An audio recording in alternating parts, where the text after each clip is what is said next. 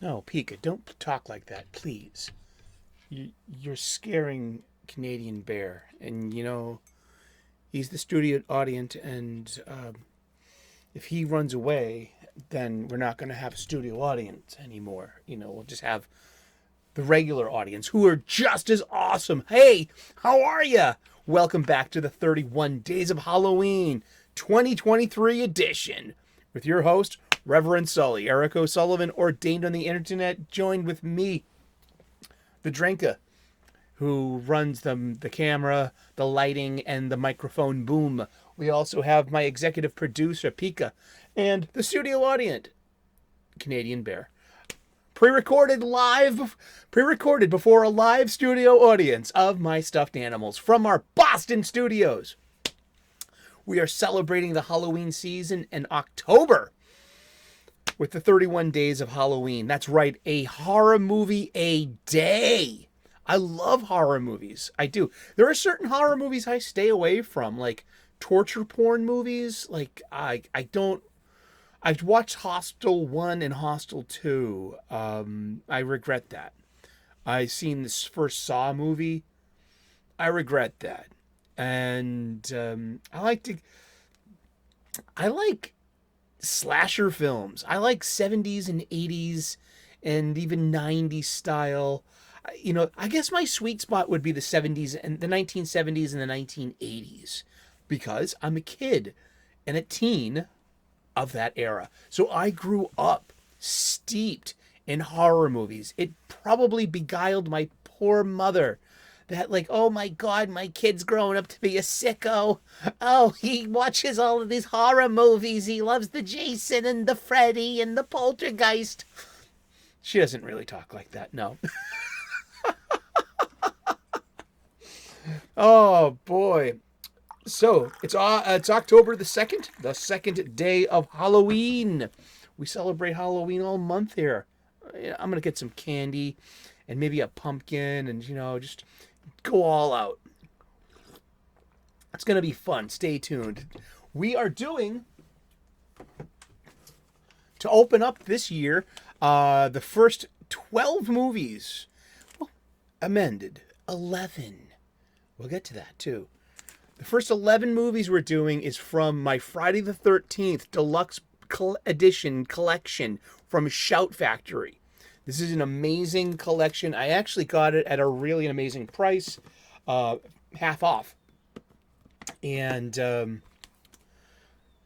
comes with 12 movies, including Freddy vs. Jason, which was the big crossover between Nightmare on Elm Street and the Friday the 13th franchises. Also, the 2009 Friday the 13th remake. I've never seen that. That's got to be the only one of these movies I've never seen.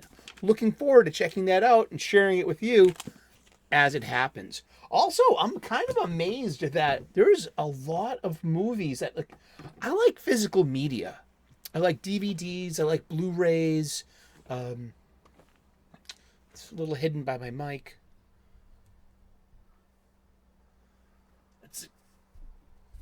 That's all the Star Trek that matters, on Blu-ray and DVD. It just I like how they look on my shelves. I worked in a video store in high school in like about 1990 to 91 or so, my junior and senior years in high school. I love the. It looks like a video store in my living room. There are shelves. I got like three plus going on my fourth shelf of movies of physical media. So I'm a huge physical media fan. Today's movie is Friday the 13th Part 2. That's right. The first sequel in a long line of these from what became from once was just a one-shot independent movie which made a ton of money comes this entire franchise and an indelible villain, a super villain, one could say, the demonic force of nature known as Jason Voorhees. Well, let's get to it. Firstly, these Shout Factory DVDs, I mean, these are Blu-rays rather. They have an auxiliary cover art that you can switch up. And it's got so many special features. Let's see if we can get a. We've got. It's a 4K scan from the original camera negative. I need a 4K player. I'm thinking about investing in one. Seriously, I got a 4K TV. I mean, maybe it's time for me to upgrade. Seriously, Shout Factory is putting out Fargo on 4K, and that's what caught my attention. Like, I already have Shout Factory's steelbook of Fargo, and it's amazing. And it's got great bonus stuff. That's Shout Factory is, for me, my humble opinion, second only to Criterion. But TV spots, radio spots, podcast interview with the heroine, Amy Steele, who plays Ginny. Let's see, Inside Crystal Lake Memories, the book. Yeah, so this thing is just full of extras. Let's tune into one. Like, well, where's the clicker? It's my PlayStation 4. Use the clicker. Let's go to extras. And let's see the theatrical trailer. I'll put that on in the background. And with the volume down, because the volume is what's going to get you on most copyright strikes. I figured that out. Sometimes. I got a copyright warning from Japan with my Macross Do You Remember Love 1984 video. And I turned down the audio on that. So, hey, bots got a bot, man. Bots are botting. This is great because first thing, there are 2 legit jump scares that, and I knew they were coming. That's the funny thing is, it's the music, it's the setup, it's the tone, and it's the tension, and then it's the tension breaker here. Ah! And her cat jumps through the window, and it's just, and then there's another one. Yeah, I mean, jump scares. Let's look that up on Wiki. Scare. What is a jump scare? What does a jump scare mean? Something such as a scene in a movie that shocks and frightens you so that you suddenly move or jump.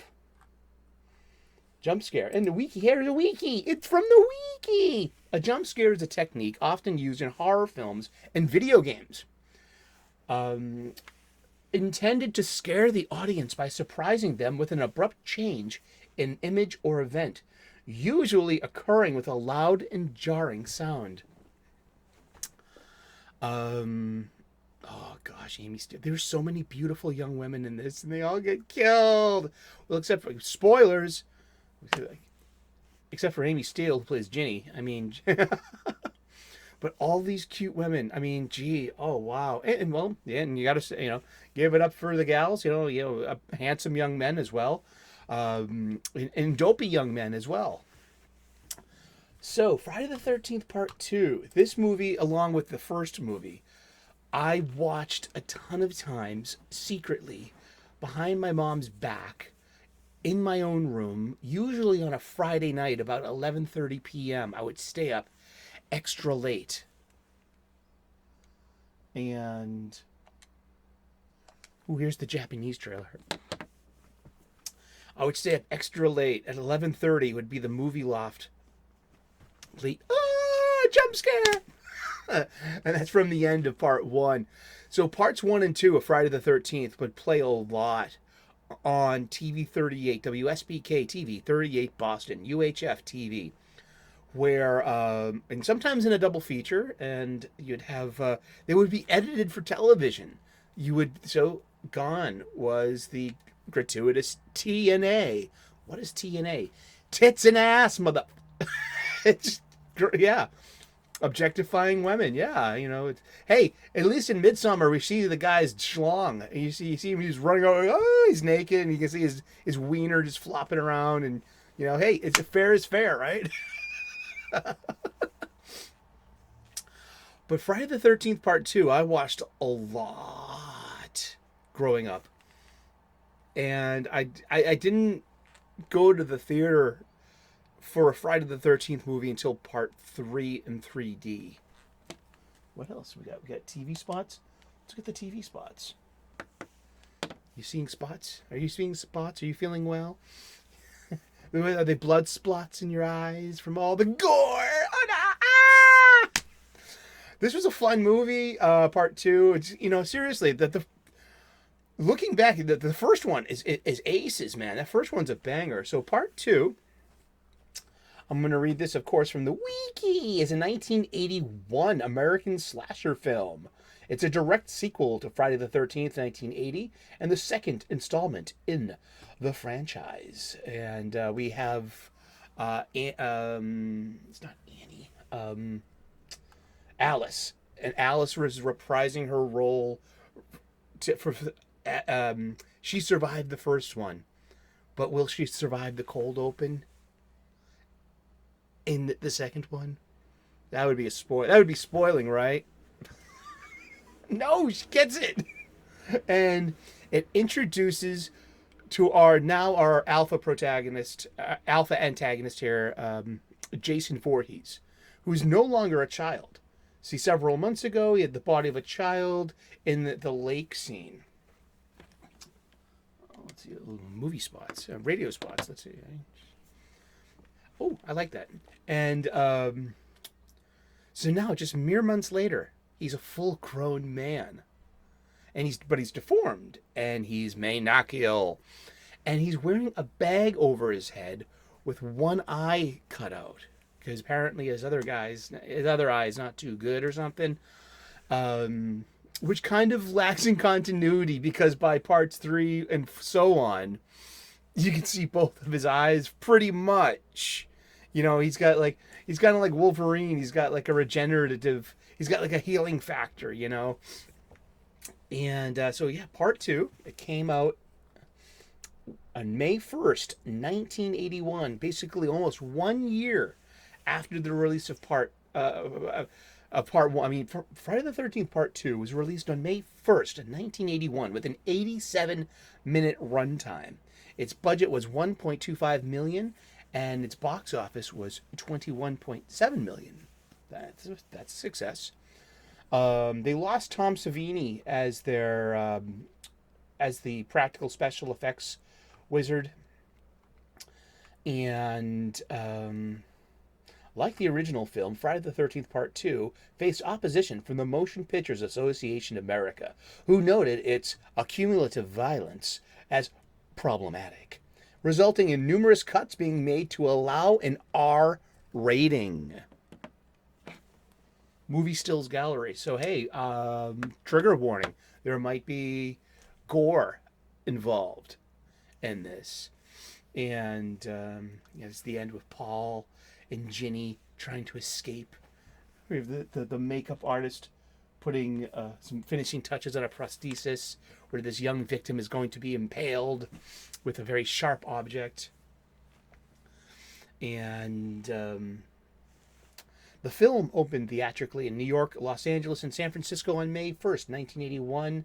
Friday the 13th Part 2 received generally negative reviews and was less financially successful than the first film. And it happens just 2 months after the 5 year. Okay, so it's 5 years after the events of Part 1. Now we have yet another set of camp counselors training not at Camp Crystal Lake, but at Crystal Lake itself, another campground adjacent to the old haunted Camp Blood. It doesn't matter to Jason, man. But then we find we're introduced to Jason in the cold open as a grown man, and he stalks Alice, dispatches her, and then systematically, one by one, starts taking care of the camp counselors at this new camp. And it's interesting too. Well, there was 2 people that played Jason. One was Warrington Gillette as Jason unmasked, and Steve Daskowitz as Jason masked. Now, fans of the series know that Kane Hodder is like probably the most famous actor that wears the mask, and he comes in later. Seriously, I don't think he comes in until Part 4. We'll find out at part 4. We'll find out tomorrow at part 3 if I'm wrong or not. And was it a good movie though? It was decent. Seriously, it's a simple horror movie made in a simpler time. It's uncomplicated. There are setups and payoffs. The setups. Ginny's a child psychologist. How does she get the advantage on the simple-minded, childlike Jason? At the finale, in Jason's forest hut, there's an altar to his mother. The mother's severed head and wool cable knit sweater are on the altar. So Ginny puts on the sweater and pretends she's Jason's mother, Mrs. Pamela Voorhees, to get the advantage on him. So here we go. So that's a setup. That was set up in Act 1, payoff in Act 3. Also set up in perhaps in Act 1 or early Act 2 was, Ginny using the chainsaw to make firewood and her putting it away. So she knows exactly where the chainsaw is for Act 3 to use it against Jason when he's chasing her. This is the Jason of Friday the 13th Part 2. Looks a lot different than what you expect. What you're expecting probably is the iconic hockey mask, the goalie mask. It was this plastic piece of a plastic mask with eyes for and vents for sweating, I guess. I had one. It looks like this. It wasn't the replica. It was actually a Milek mask. It was for street hockey to protect your face from street hockey balls. And that's what Jason looks like without his mask. Oh boy, Terry. Terry might be my favorite. I'm gonna have to do like the Babes of Friday the 13th at the end of this, or because the horror movies were there was a formula. They were formulaic. Hot chicks, hot dudes, going going to have sex and drink and drugs, or to have a good time. And they have to pay for their good time with their lives. There's, and there's there's a formula to these 70s and 80s horror movies. And yeah, it involves, TNA, this is where, and it's funny too, because I've been thinking about it. The Hays Act was repealed in Hollywood movies in the late 1960s, about 1967. So that's when we got the rating system, the lettered rating system from the MPAA, the Motion Pictures Association of America. And the lettered rating system, especially the R rating, which means for mature audiences only. Oh, there she is. That's Terry. I'm in love. Oh my goodness. I want a time machine, please.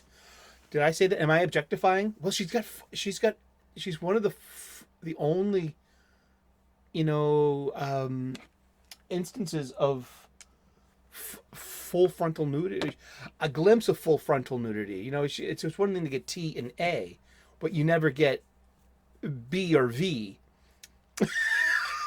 or a beaver, or but you get a glimpse, a little bit. What do you want, man? It was the 80s, man. Girls didn't start shaving down there until the 90s or so. I was a hairy subject. Oh boy, but was it good? It was decent. It wasn't bad. I mean, they get progressively worse. They really do. I mean, and ridiculous, and outrageous, and because it's all about perpetuating the brand, and there are 8 of these movies in a decade. From 1980 to 1989, we have Friday the 13th, parts 1 through 8. Seriously. And the ones in the early 90s, once we get to Jason X, Friday the 13th, part 10 is Jason X. And that's in outer space. It's ridiculous, and I love it. It is so over the top.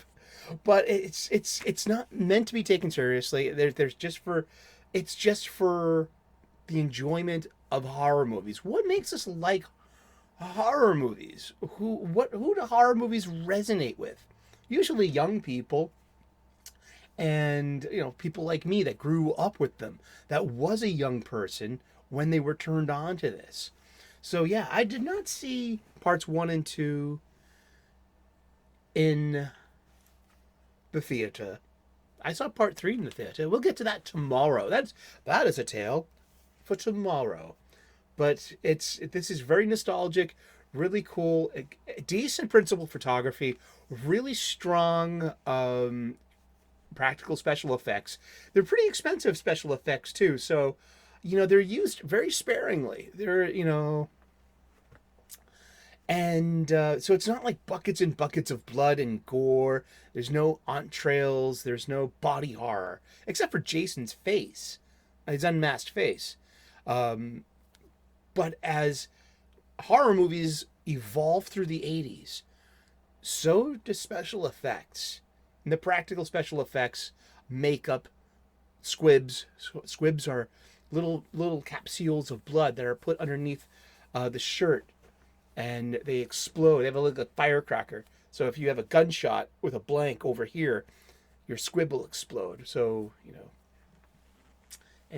looking like a gunshot wound. But le tir de vendredi. Oh, c'est vrai, n'est-ce pas? What do we have here? The French version. Well, awesome. Thank you so very much for tuning in today. It's the second day of Halloween, day 2, Friday the 13th, part 2. We'll be doing basically all the Friday the 13th movies to begin with. Then we're moving on to A Nightmare on Elm Street. I don't know if I'm including the remake. I've never seen it, to be honest. And I'm not sure I'm all that interested. But I've ordered Halloween, the 1978 original, by John Carpenter, and that inspired me to be like, you don't have a lot of John Carpenter movies, and you love this guy. So I picked up The Thing and Christine. Christine's a really interesting movie too, because it's a Stephen King book, and I actually like throwing in Stephen King book adaptations into this. Like last year we did The Shining and we did Misery.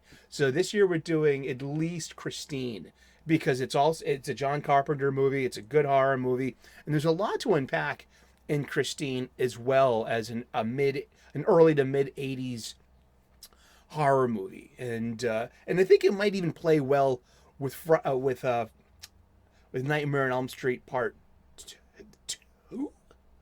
2 or 3.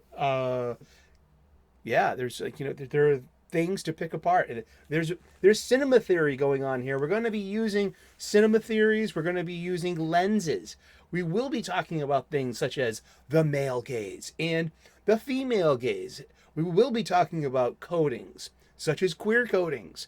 It just happens, especially in these older movies where gay characters were not overt. They were packaged, that's why they called it codings. And these are 20th century film mores. The 21st century, I think the whole experience is supposed to, maybe get rid of the closet, which is fine. I mean, why not? But back then in the 20th, things were just a little different and a bit more uptight. So we're going to unpack these movies. We're going to talk about a horror movie a day right here on our channel. Thank you so much for tuning in. Today's movie has been Friday the 13th, Part 2. Tomorrow, you guessed it, we have Friday the 13th, Part 3. That was originally released in 3D. Yeah, of course. That's why I wanted to see it. It was a horror movie, and I was horror movie crazy as a kid. We're going to talk all about that tomorrow. Make sure you tune in 6 p.m. U.S. Eastern. We're going to be talking about horror movies all month long. Today's horror movie, Friday the 13th, Part 2. The beginning of the legend of Jason Voorhees. Well, because his mom was the killer in Part 1. Jason had very little to do in Part 1. And then Part 2, this becomes Jason's story. And from here on out, we unpacked the myth of the monster. of Jason Voorhees. Thank you so very much for tuning in today. Thank you from my production staff and studio audience and Pika and Drinka, and especially me, the talent, myself. I just read what he writes down, seriously. And thank you so much for tuning in. God bless. Namaste. Good luck. Please like and subscribe if you haven't subscribed already. Turn on those notifications, because in October we're doing double duty. We got 2 episodes a day. The 3 p.m. U.S. Eastern Comics Coffee Table, and the 31 Days of Halloween. What? The call's coming inside the house? Wah! Thank you so very much. God bless. Namaste. Good luck. And we'll see you in those. We'll see you in that dark movie theater. Bye-bye.